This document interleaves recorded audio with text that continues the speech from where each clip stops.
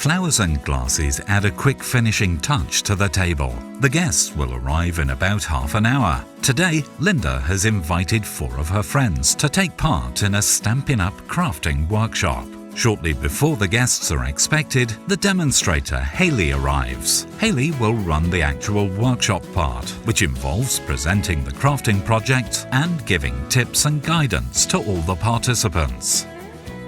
A workshop is where one of our lovely hostesses invites her friends and family around to their house, and everybody gets to try a little bit of crafting. It doesn't matter if you're already a crafter or you're brand new to it. It's just a nice, fun, relaxed evening for you to come along and craft. At a typical workshop, guests and demonstrators won't know each other beforehand.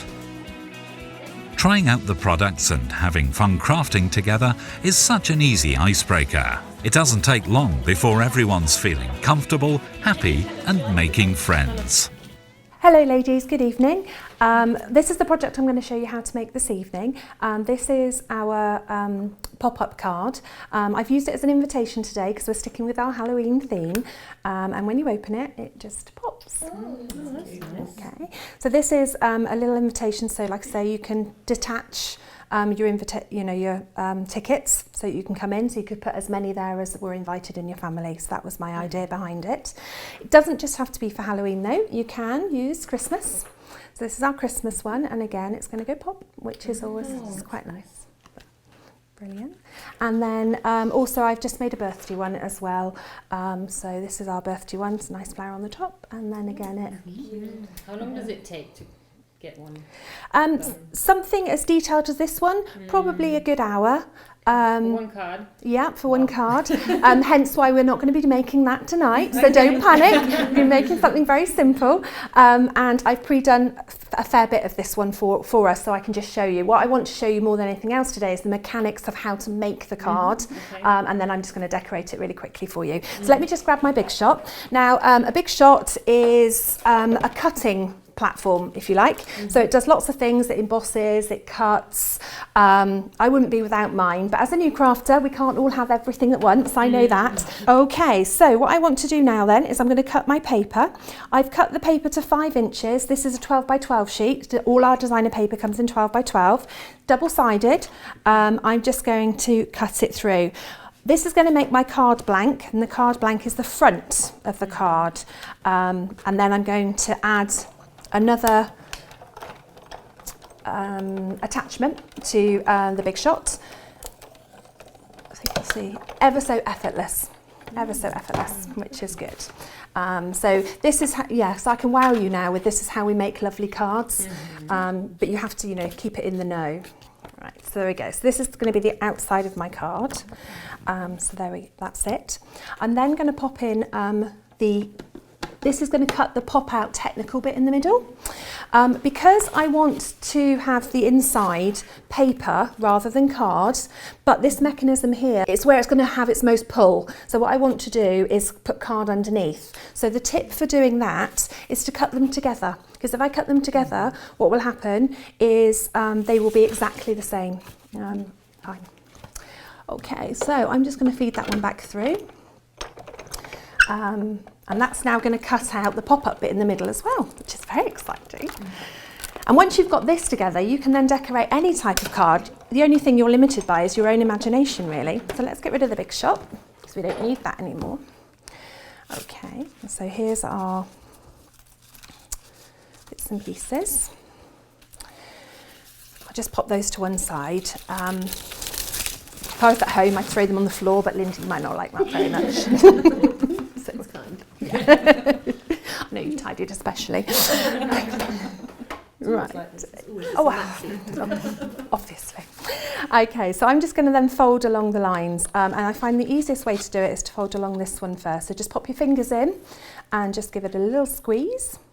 And then just give it a squeeze down, because what that's doing now is created the pop-up for the inside, which is nice and easy. Okay, I'm going to use wet glue to stick these two things together, purely because if I use the Tombow allows me to be able to move things. So because I want to be able to make sure it's in the right place, There'd be nothing worse than a pop-up card that didn't pop, wouldn't there? What's a Tombow? Yeah. Tombow is a glue. It's just the name of the glue. So it's like a wet glue. When you do your project a bit later, we'll be using a different type of glue, which is our snail. But for this one, we're just going to use that. And I haven't put no on the middle, so it's not very good. Okay. This allows me to be able to pop this on, not be too accurate. And then I can really kind of just wiggle it about and make sure it's in the right place and all my mechanisms work and it's where it needs to be, rather than if I used a snail or tape of some kind, then it wouldn't have that manoeuvrability. So what I'm going to do now, because this looks a little bit ugly, I don't know about you, so I'm going to cover that up. Yep. So I'm going to pop my paper in here. So again, you're just using a little bit of the wet glue. This is why wet glue is so important at this stage, because it's manoeuvrable. Okay, and there we go. So again, we'll just give that a good old squeeze, make sure it's in the right place. And again, pop some glue on the other part. So already it's beginning to pop up, which is fantastic. Okay, so then I've already stamped my image, and I'm going to stamp my image with the invitation basically. And I'm using our Crisp Craft Whisper White ink, and the reason I'm using this one is because it gives a really good crisp white image even on dark coloured card, which is lovely, and it's great because it's really ghostly and creepy. Yeah, absolutely, adds to the effect completely, doesn't it? So I've just used my Big Shot to die cut this out with some shapes. I'm just going to add this. So what I'm going to do now is just decorate the card to make it look nice, and like I say, you could use anything you wanted to. So this is our snail now that I'm using.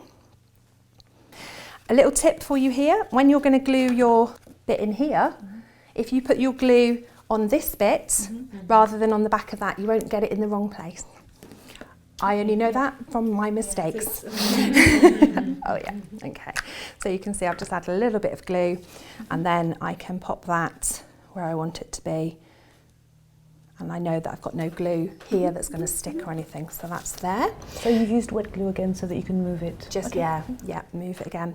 I've just added some of our foam pads to the back of this so that it's just raised a little bit.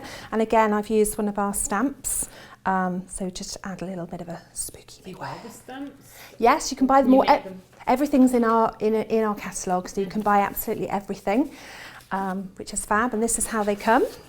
This particular stamp set, so I'm using quite a few of the stamps from this particular stamp set. So that is an actual Halloween. It is a Halloween, set, yeah, Halloween set. Okay, ladies, and then I'm just going to show you how we're going to decorate the front of the card.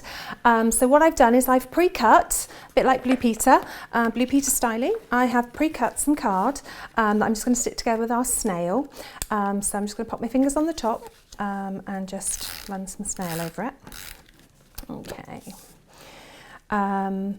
Now to keep the workshop nice and simple, I've already made my rosette. Okay. So I'm going to stick this one on the front. I'm using a bit of wet glue purely because it's awkward, and if it's awkward, always easier with wet glue. Again, because that's now awkward, we'll pop some of that on the top. So you can see the card can come together ever so quickly, and you can make it as detailed or as non-detailed as you like, so that's fine. And then I've just got my little beware to stick on the top. Again, I've put some pads on the back ready for you. I'll put that in my pocket again to save Linda's floor. And we'll just pop that on a jaunty angle. Jaunty angles are good because straight's very overrated. Okay, so that's my finished card, and again it's gonna pop up. Actually, I forgot that I've got a little decoration that I can add inside. Now this one, I will show you just very quickly how I've done it, because the stamp itself says eat if you dare, which is great, but equally my invitation, I didn't really want to say eat, so I've just done if you dare. So I will show you how we do that. So if I wanted to ink up one of my stamps, and I didn't want the whole image on it, what I can do is I can just grab a marker and I can just ink where I want it to be inked. Okay, and then I'm going to give it a magic huff, and then when I stamp it, you can see I don't have the word eat. So that's all good. Okay, so that's how I've achieved that effect. So that's quite good. And again, if you were, you wanted to just do celebrate and Halloween, you could take those words out and stamp them separately. So it's always good to have a backup plan. Okay, so that's our finished card, which I think would be lovely. All right. During the workshop, the guests can try out all the different products and find out what they like to craft with most. Anyone who is interested in a specific product can order it easily and directly from the demonstrator after the workshop, of course, with a newfound intention to keep on crafting at home. I'm really enjoying being here today, and I'm really enjoying trying all the products which I don't know. And I've enjoyed the demonstration of the card to see how you can make the card switch open. And I'm enjoying making these little presents now. I've never done this before, and it's very easy to do. So I think everyone can do it. And it's nice to have some treats at home which are made by yourself. Having demonstrated her card project, Hayley shows how to make a coordinating candy box. With Stampin' Up! Products, this is really easy to do, as everything from coordinating colours to stamps complement each other perfectly. It's not complicated to host a workshop at all. The main thing is you have to tidy up and make sure you've got a table, but that's all you really need. It's not complicated at all. I've really enjoyed it, and I think everybody else here has also had a great time. So I would definitely host one again, yeah. In addition to having gained many new friends and having genuinely a really great time, every hostess receives a gift for hosting the workshop. Depending on the amount of product ordered by the participants, the hostess receives either exclusive stamp sets or can choose products from the catalogue for free.